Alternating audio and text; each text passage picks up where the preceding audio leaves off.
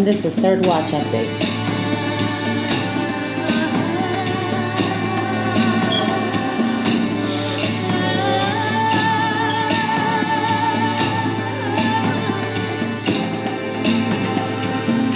Okay, and this is Third Watch Update for the Field Report. It is March 12th, 2015. We're going to listen in to Michael Savage here shortly as he's going to interview John Hagee about the blood moon tetrads, what that means to Israel, what that means to America and the world. So he might be ready to go here any second, so listen.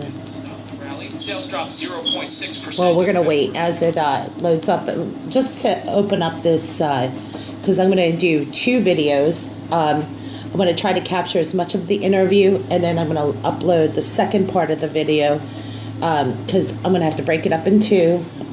Just makes it quicker to upload for YouTube, and by doing so, we're going to hear basically how John Hagee is going to lay it out. Now, I know there's a lot of other prophecy teachers that really know this topic better, but he's mostly the one that Michael Savage has gone to for this kind of perspective on biblical prophecy, Christianity.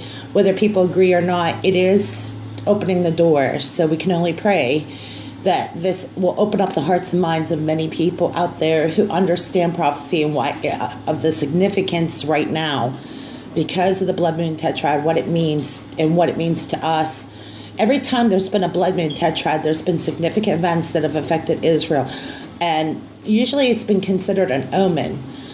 But as a result, usually by the end of it, there's a better result for Israel. I'm assuming this time, this blood moon tetrad will lead to the rebuilding of the third temple, which is significant. Now, we were talking to people at the Prophecy Summit, and I believe it was,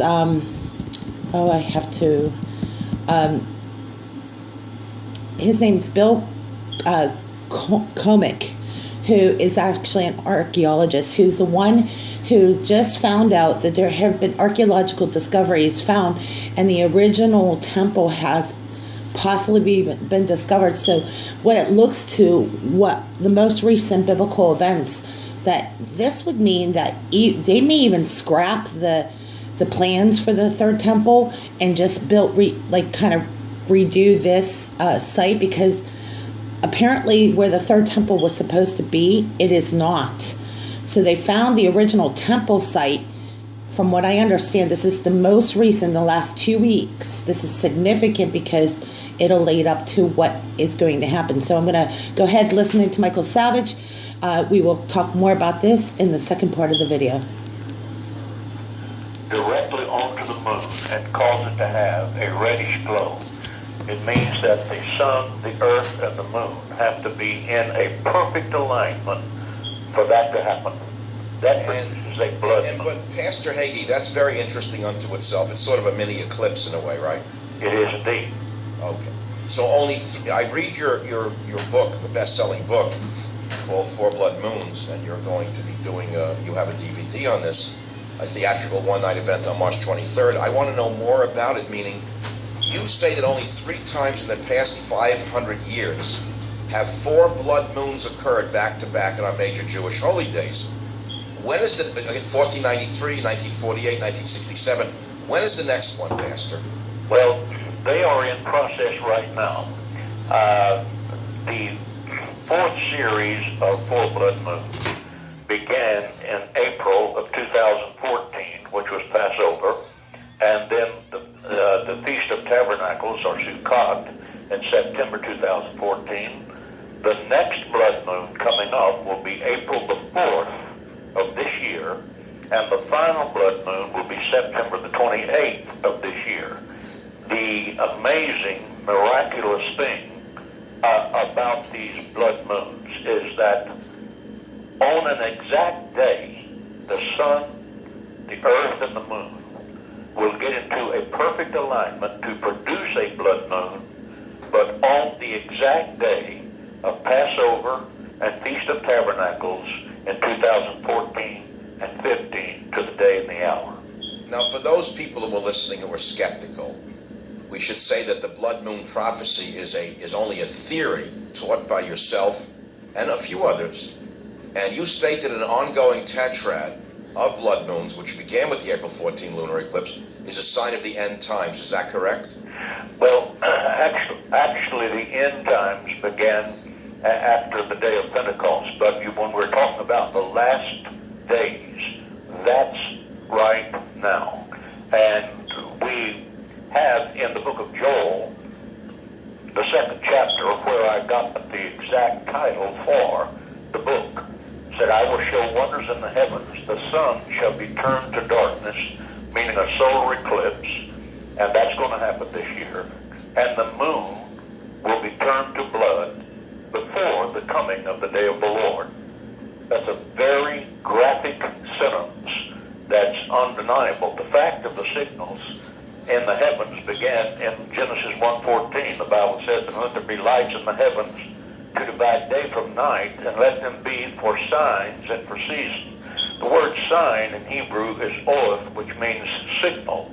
So God is saying in Joel 2:30, Genesis 1:14, Psalms 19, David writes, the heavens declare the glory of God. Day unto day they utter speech and show knowledge.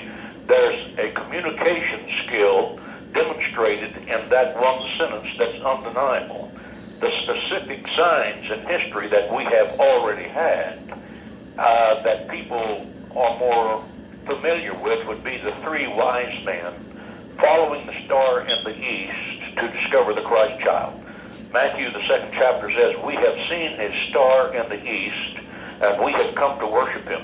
They had followed that star from 500 to 700 miles from Babylon. Well, you're saying that Jesus is going to come back to earth this time? Is that what you're suggesting?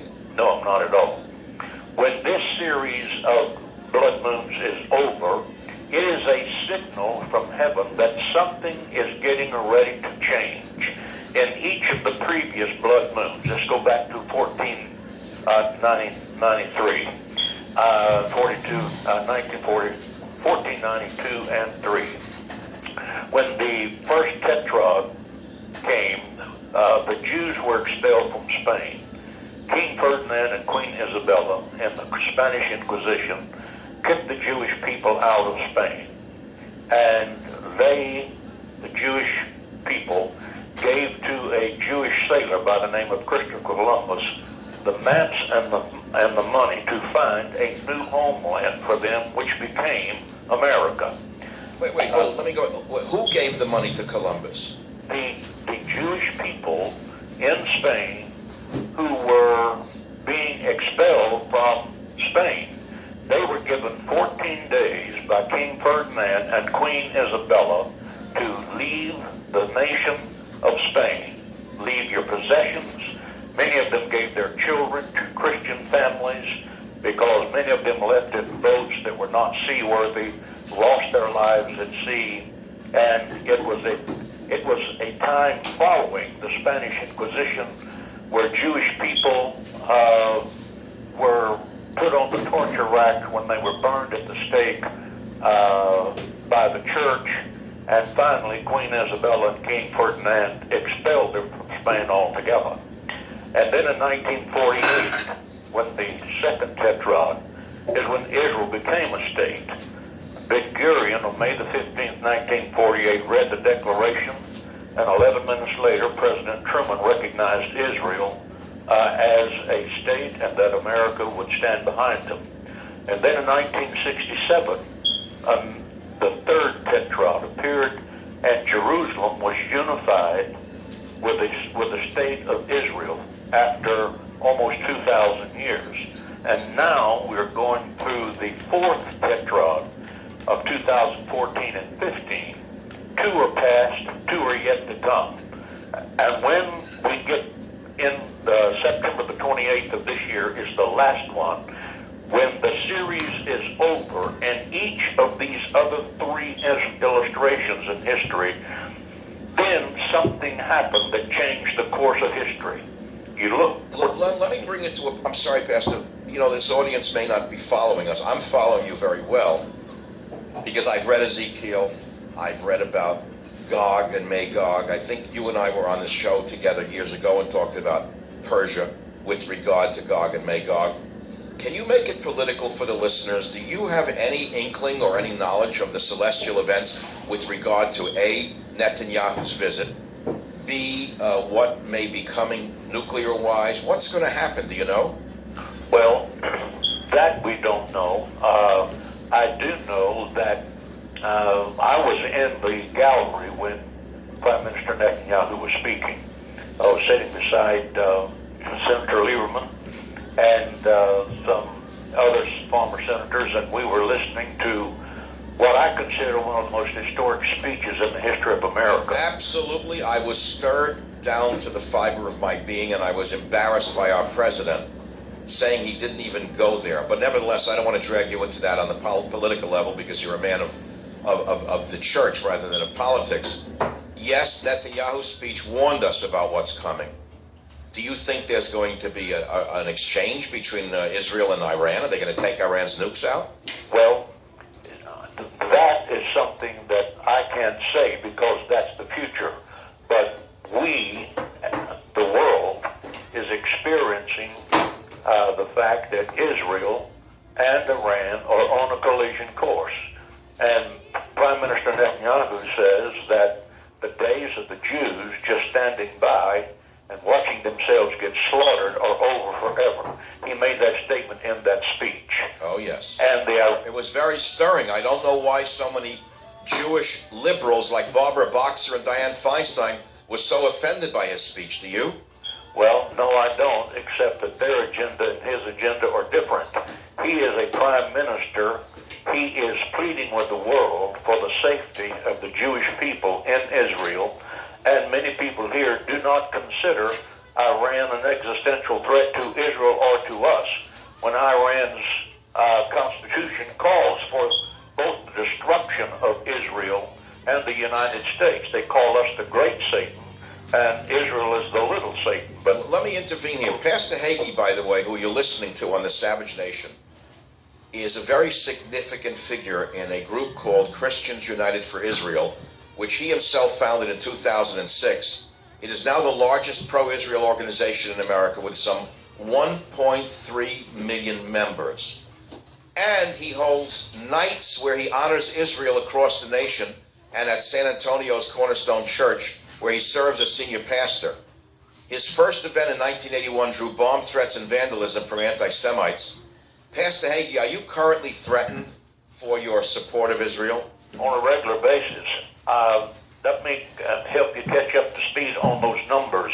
We now have 2.1 million families who are in Christians United for Israel who have signed an actual document in their pledge to stand up and speak up for 2.1 million. Wow. And yet you weren't invited to meet with